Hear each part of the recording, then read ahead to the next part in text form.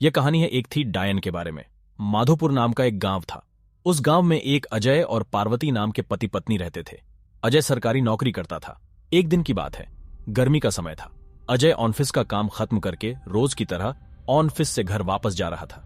रास्ते में एक बाजार पड़ता था, तो उसने सोचा कि घर जाते जाते कुछ सब्जी लेते चलूं। तो उसे वहां खूब ताजी ताजी मछली दिखी और उसे खरीद लिया। इसके अलावा और कुछ कुछ सामान लेने लगा। सामान लेते लेते उसे समय का पता ही नहीं चला। काफी अंधेरा हो चुका था।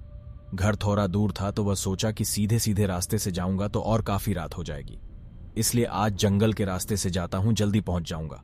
वो जंगल की ओर अपनी गाड़ी घुमा लिया। काफी अंधेरा हो चुका था और अजय तेज गति से गाड़ी चला रहा था।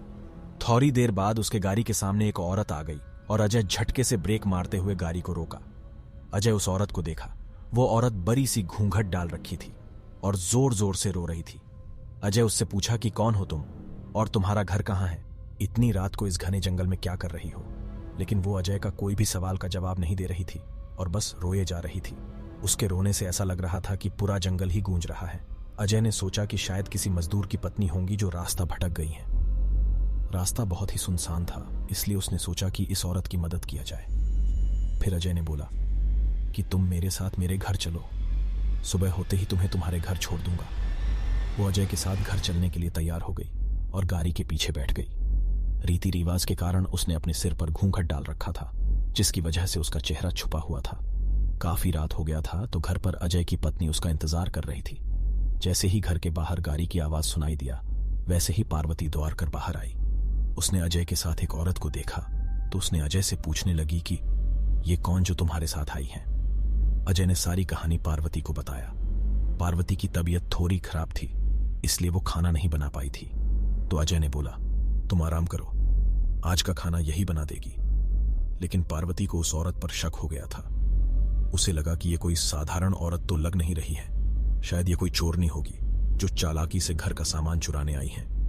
पार्वती ने इसे अपना रसोई घर दिखाया और बोली, मौसम बहुत खराब हो रहा है, तुम जल्दी से खाना बना लो ना। इतना बोल के पार्वती अपने कमरे में चली गई और वो औरत बिना कुछ बोले रसोई में चली गई। थोड़ी देर बाद रसोई में से बहुत ही अजीब अजीब आवाजें आने लगी। पार्वती उस आवाज को सुनकर सोचने लगी कि ये कैसी आवाज आ रही है। फिर उसने सोचा, शायद मौसम खराब है, इसके वजह से आ रही होंगी। लेकिन उस औरत को लेकर उसका मन अभी भी शांत नहीं था। जब पार्वती 20 मिनट बाद दोबारा रसोई में गई, तो देखी कि वो औरत अभी चुपचाप बैठी ही थी।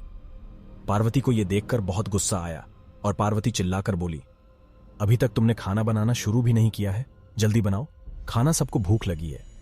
उस औरत ने कुछ भी जवाब नहीं दिया और चुपचाप अपना चेहरा ढक कर बैठी थी। पार्वती ने कितने बार उसका चेहरा देखने की कोशिश की, लेकिन देख नहीं पा रही थी। पार्वती ने फिर उससे कहा, चलो अब जल्दी से खाना बना लो, अगर किसी चीज की जरूरत पड़ी तो मुझे बुला लेना।